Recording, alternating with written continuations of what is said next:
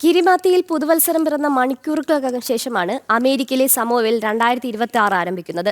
ഭാരത സമയം 4:30 ആയിരിക്കും ഈ മേഖലയിൽ പുതുവർഷം പിറക്കുക. ലോകത്തിന്റെ വൈവിധ്യമാർന്ന സമയമേഖലകളിലാണ് മണിക്കൂറുകളോളം നീണ്ടു നിൽക്കുന്ന പുതുവത്സര ആഘോഷങ്ങൾക്ക് വഴിവെക്കുന്നത്. ലോകത്തിന്റെ വിവിധ മേഖലയിൽ ജനങ്ങൾ പുതുവത്സരത്തെ സ്വാഗതം ചെയ്യുന്നത് തുടരുകയാണ്. വാർത്തയുടെ കൂടുതൽ വിവരങ്ങളുമായി ഐസൻ ജോസ് ചേരുകയാണ്. ഐസൻ, ആദ്യം തന്നെ പുതുവത്സര ആശംസകൾ നേരുകയാണ്. എന്താണ് കൂടുതൽ വിവരങ്ങൾ?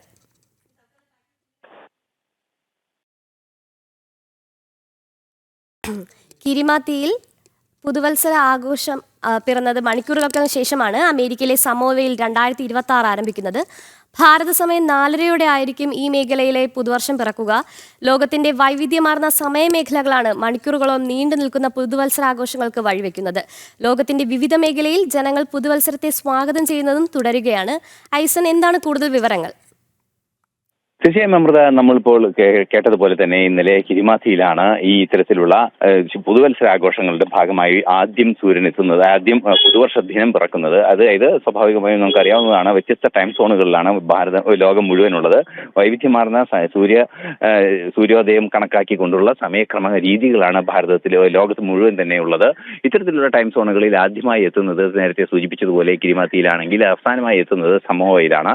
ഈ സമോവ എന്ന് പറയുന്ന പ്രദേശം ഭൂമിയിൽ ഭാരതത്തിന്റെ സമയം വെച്ച് കണക്കാക്കുകയാണെങ്കിൽ ഏതാണ്ട് 4:30 ആയിരിക്കും അവിടെ പുതുവർഷം പിറക്കുക. അതായത് വൈകുന്നേരം 4:30, 16:30 എന്നൊക്കെ നമുക്ക് 24 മണിക്കൂർ ക്ലോക്കിൽ പറയാൻ സാധിക്കുന്ന ആ സമയത്തായിരിക്കും പുതുവത്സരം പിറക്കുക എന്നതാണ്. വൈവിധ്യമാർന്ന ഒരു അവസ്ഥ, ടൈം സോണുകളുടെ അവസ്ഥ തന്നെയാണ് ഈ പുതുവത്സരം ഇത്രയും ദീർഘമായ ആഘോഷമായി മാറുന്നതിന് കാരണം. നമുക്ക് അറിയാവുന്നതാണ്, ഇത്തരത്തിൽ പുതുവത്സരം പിറക്കുമ്പോൾ ഏതാണ്ട് 24 മണിക്കൂറിലേറെ സമയം ലോകം മുഴുവൻ പുതുവത്സരാഘോഷങ്ങൾ നിറഞ്ഞു നിൽക്കുന്ന ഒരു രീതിയായിരിക്കും, അല്ലെങ്കിൽ അത്തരം ഒരു സംഭവമായിരിക്കും ഉണ്ടാവുക. ഇപ്പോഴും പലയിടങ്ങളിലും പുതുവത്സരം പിറക്കുകയാണ്. നമുക്കറിയാവുന്നതാണ്, ചർദ്ദീപിലും അതുപോലെ തന്നെ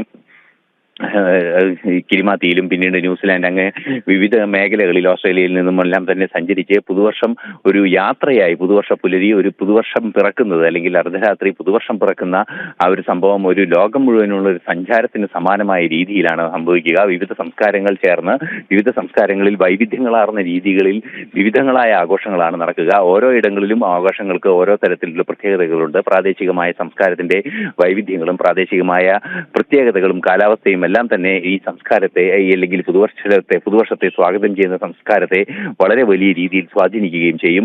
ഒരു സാംസ്കാരികോത്സവം തന്നെയായിരിക്കും, അല്ലെങ്കിൽ വൈവിധ്യമാർന്ന ഒരു വലിയ ക്യാൻവാസിൽ നടക്കുന്ന ഒരു സാംസ്കാരിക കലാമേള തന്നെയാണ് ഈ കലാമേളയും, അല്ലെങ്കിൽ സാംസ്കാരിക ഉത്സവവും തന്നെയായിരിക്കും ഓരോ പുതുവർഷവും. അത് ആ പുതുവർഷത്തിന്റെ അവസാനമായിരിക്കും 4:30 സമോവയിൽ സംഭവിക്കുക എന്നതാണ് നമുക്ക് നൽകാനാകുന്ന ഏറ്റവും പുതിയ വിവരം. ഈ പുതുവർഷത്തിൽ എല്ലാവർക്കും പുതുവത്സരാശംസകൾ നേരുമ്പോൾ സുദീർഘമായ ഒരു ആഘോഷത്തിന്റെ, അല്ലെങ്കിൽ സുദീർഘമായ ഒരു ദിവസം മുഴുവൻ നീണ്ടു നിൽക്കുന്ന ഒരു ഉത്സവത്തിന്റെ പ്രതീതി കൂടി ജനിപ്പിച്ചാണ് പുതുവത്സരം ഓരോ വർഷവും ഭൂമിയെ കടന്നു പോകുന്നത്.